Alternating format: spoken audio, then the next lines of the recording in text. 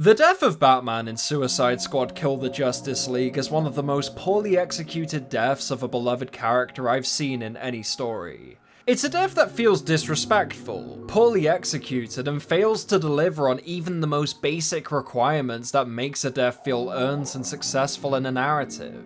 There's three main reasons why I think this death doesn't work, and that's how it's executed in the context of the story, the lack of build-up or impact, and the overall tone of the scene.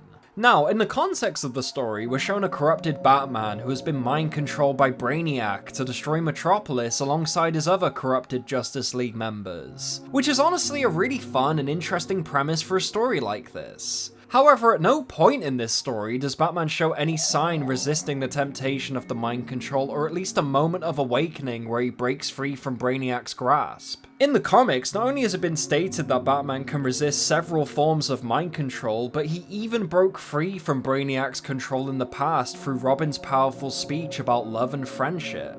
I mean, hell, even in the Arkham games, we're shown multiple occasions where Batman overcomes brain manipulation. Whether it's Copperhead in Arkham Origins, Scarecrow in Arkham Asylum, Ra's al Ghul in Arkham City, or even Joker and Scarecrow in Arkham Knight. You've already established multiple times in this very series that Batman is extremely mentally disciplined and can resist the urge of mind control, or at the very least mind manipulation. But no, he corrupts Batman's mind off-screen and has virtually no moments where he snaps out of Brainiac's control apart from this brief scene where he beats the Flash. At this point, I'm just inclined to guess that these writers don't know anything about Batman, because they already screwed up Wonder Woman's lasso with Captain Boomerang lying to her while he's restrained by the lasso of truth. Yeah, figure that one out. Or King Shark taking the ring, which is impossible in the first place because the ring would have detected that Green Lantern is possessed. Also, this prideful speech where Harley congratulates Batman on his career and threatens to kill him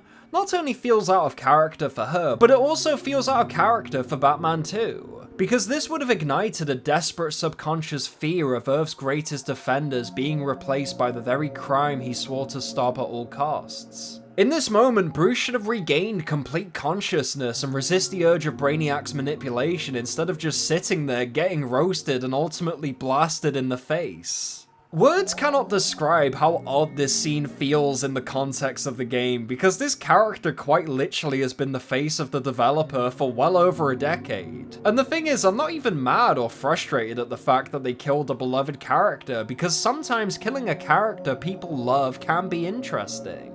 Take The Last of Us Part 2 for example, and sure, while the execution of that story's premise definitely felt a little messy and poorly paced at times, there's no denying that the story that game wanted to tell was interesting because it was motivated by Joel's death, the protagonist of the series. The difference with Joel's death is it actually had weight. There were consequences and stakes sparked because of his blood that stained that wooden floor. However, with Batman, nope, he's just shot in the face and is never spoken about again.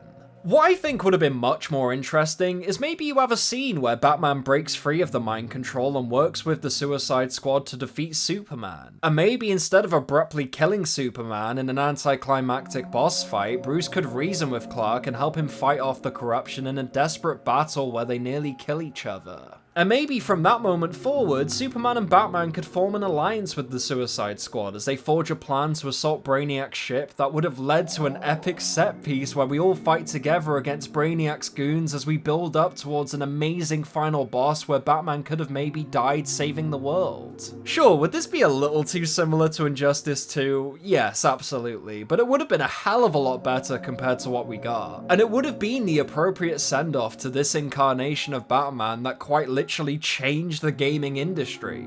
Because what we got was simply rushed garbage that feels out of place and even bad fanfiction. However, what triggers me the most is the tone of this scene, because it feels completely unsure of what it wants to be. Does it want to be a sad emotional payoff? No. Does it want to be an epic death scene? Not really. Does it want to be a death purely motivated by shock value? Yes. But it also doesn't commit to that either.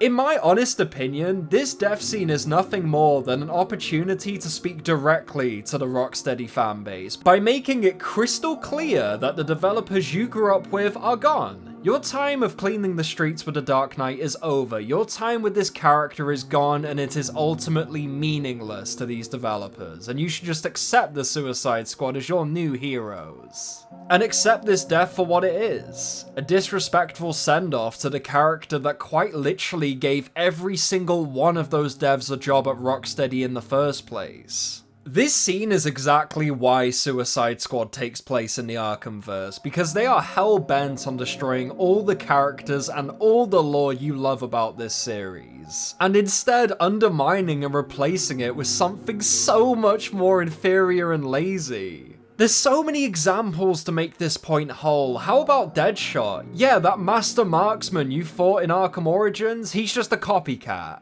That Poison Ivy you watched sacrifice herself to save Gotham City. No, she's back as a child now. And that's just scratching the surface. They're gonna give you a new Joker, new Freeze, new Deathstroke, and even a new Scarecrow.